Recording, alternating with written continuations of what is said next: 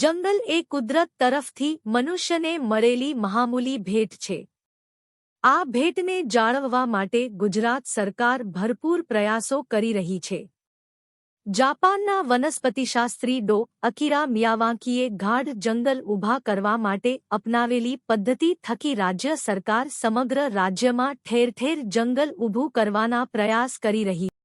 ત્યારે આવો રાજ્યમાં ચાલી રહેલા આવા પ્રયાસો વિશે જાણીએ. ડો. આર. કે.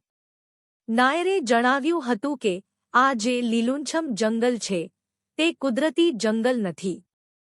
આને મિયાવાકી જંગલના નામે ઓળખાય છે.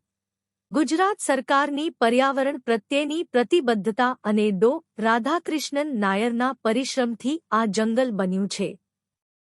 દેશમાં 115થી વધુ મિયાવાકી જંગલ ઊભા કરનારા ડો. નાયરે કચ્છમાં વિશ્વનું સૌથી મોટું મિયાવાકી જંગલ ઊભું કર્યું છે. તેમણે આ જંગલનું મહત્વ સમજાવ્યું છે. ભુજના સ્મૃતિવનમાં વિશ્વનું સૌથી મોટું જંગલ.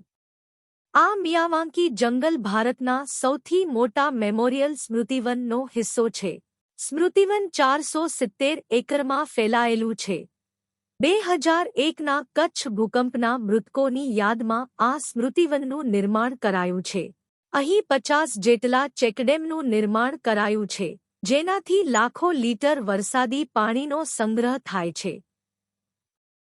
જો તમે થોડી ઝીણવટભરી નજરે જોશો તો ખ્યાલ આવશે કે અહીં ડેમ પર 2001ના ભૂકંપના મૃતકોના નામ કોતરાયેલા છે. આ જંગલમાં 6.5 લાખથી વધુ વૃક્ષો છે, જેમાં 117 જેટલી વિવિધ વનસ્પતિઓની વેરાયટી છે. આ જંગલ કચ્છના ફેફસામાં માત્ર શુદ્ધ હવાનો સંચાર નથી કરતું, પણ ચંદુલાલ જેવા એક સમયના રિક્ષા ડ્રાઈવર માટે આજીવિકાનો આધાર પણ બન્યું છે. ચંદુલાલ કે જેઓ મિયાવાકી જંગલના સંરક્ષક છે.